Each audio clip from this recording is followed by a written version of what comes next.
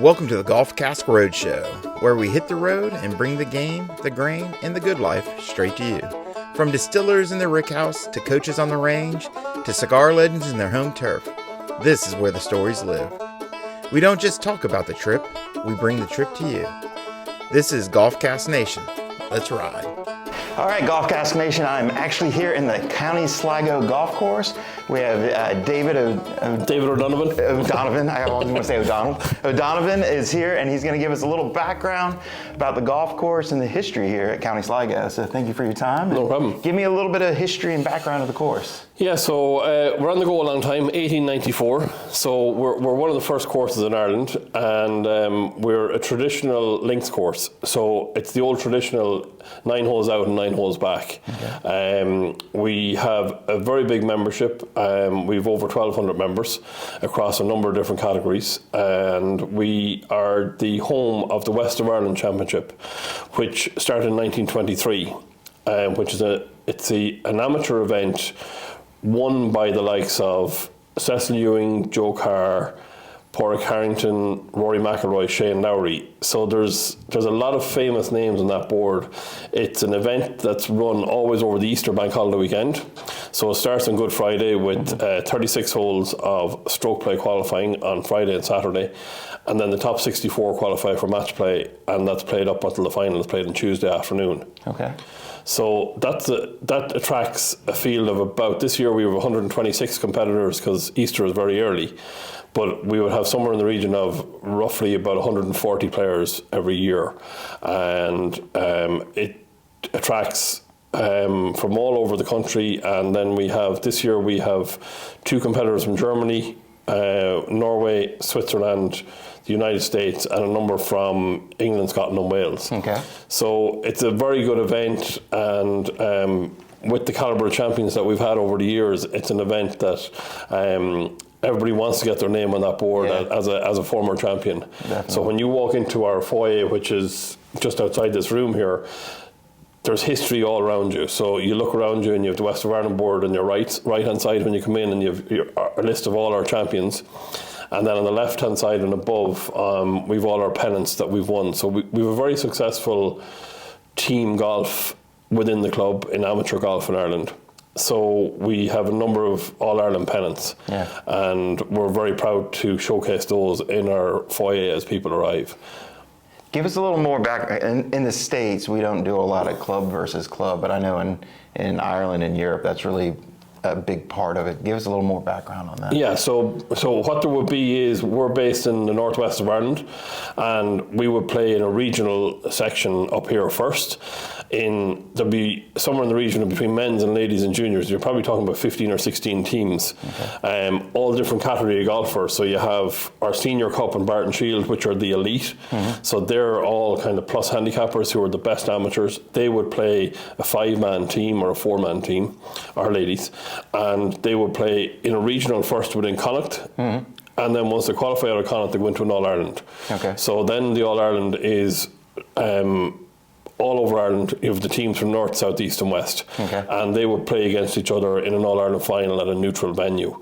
So team golf and those handicap ranges for your Senior Cup and your Barton Shield will be your kind of the lowest handicappers, and then it kind of Junior Cup kind of goes from between handicap index up to about 8.2, and then it goes into Pierce Purcell, Jimmy Brune, minor foursomes, Connacht Shield. So they all transfer up to a handicap of index of 35, 36. So it's for every golfer, but all these golfers come together then in an All-Ireland final at the end. So we're lucky that we have a lot of green pennants on our walls, and a lot of yellow pennants, which are the Connacht pennants for winning the regional side. But what it does is it brings all our club golfers, our ordinary members together, and they will play against neighbouring clubs with the likes of Strandhill, Enniscrone, Carn, in our own section, and then it moves. You could be playing Portmarnock, you could be playing the Hinch, you could be playing Ballybunion once you get to an All-Ireland side. So it's something that it's really good events within the members play on an annual basis. Yeah, that's something I wish we did more in the States. So let's switch over to the actual course. Give us a little background of the course. kind of layout and some thoughts on it. So it's a par 71. It's just over 7,000 yards off the black tees. So we don't use the black tees that often, only for tournaments like the West of Ireland. We will play probably 3 tournaments a year for our members off the black tees. It's a very, very fair golf course. We don't have the high dunes that you would have in the likes of Ennisfrone and Carn, but we have it's the way I would describe it, it's a course that you'd be proud to be a member of, and it's a course you could play every day of the week. Yeah. Very playable. There's no blind tee shots, so everything you see is in front of you. Okay. The best way to describe it, and as I say to any visitor here, if you think it's a 6 iron, hit a 5. If you think it's an 8, hit a 7. All the trouble on the links in County Sligo is short. So it's either you have bunkers short of the green, you have creeks and brooks short of the green. So the key is always be up. You will our greens are big by definition, so we have big greens out there, but they're very fair. They're undulating. There's some subtle borrows and whatever else in it. But what I'd say to anybody that plays here is, we're all inclined to say, oh, it's only an 8 iron. It's actually going to be a 7 here. Yeah. The wind primarily comes off the sea, so the back nine play is kind of right to left on the way home. Okay. Our index 1, which is number 7, plays downwind, and then our index 4, which is the 8th, plays straight into the wind if you're playing 7. But as I said earlier, it's the old traditional links, 9 holes out, 9 holes back. We also have a Bowmore course, which is our 9 hole, which is just to the right of the 5th fairway. And a lot of members would use that. It's a flat course. It's not as there's not as much climbs in it as the championship course. When you play the championship course, you start on 1 and then you come up to the top of the hill on the second green, and then the third tee you can see 5 counties from it. It's just, you can see everywhere. Yeah. And it looks back down towards, there's a par 5 that plays back down towards the ocean, but you're a long way from the ocean, but you see the ocean all the way down. Yeah. And then 4 par 3, which is, we have 4 of the best par 3s in the world, I have to say. 4 is named Gan Ganov, which is Oscailga, which is without sand. Okay. It's a par 3 that has no sand on it, but I tell you, you're hitting to an elevated green with all fall-offs and subtle falls off it, and I tell you what, if you can make 3 there, you know, you're doing very, very well. Our other 3 par 3s, which is number 9 and number 13, are surrounded. 9 is surrounded by bunkering, and 13 has bunkering all to the front of it and the side of it, and then it has a brook stream running at the back of the green. Okay. And then 16 is a 204-yard par 3, hitting along the ocean with the ocean on your right, which is right beside you. So if you go right at all, you're out of bounds, and you're hitting to a green surrounded by 2 bunkers.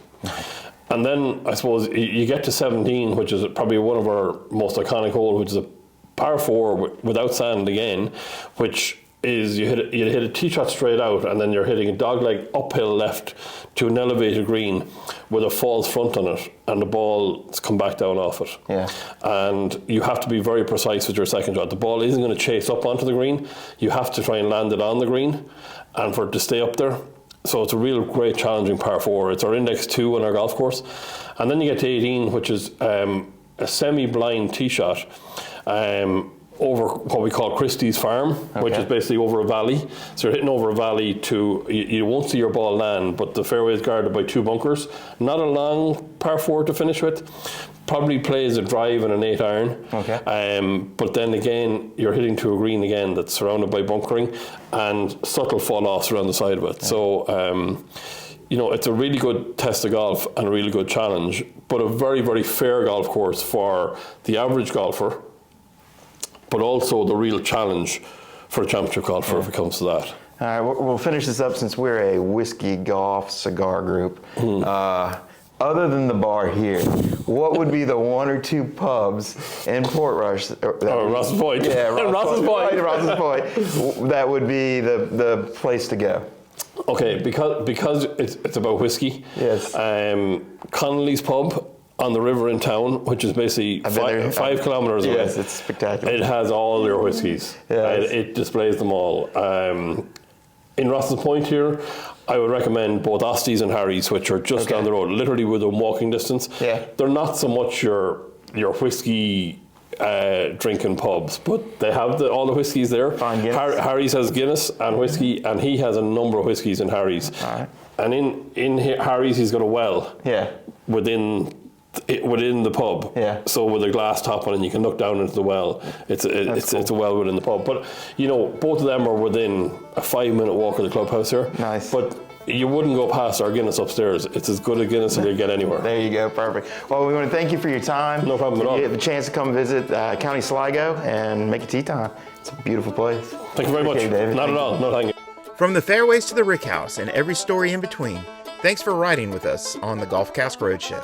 If you felt the swing, the sip, and the smoke, you're already part of the movement. Share it, pass it, bring someone with you next time. Because this isn't just a show, it's a lifestyle. Until the next stop, spark, sip, swing at GolfCask.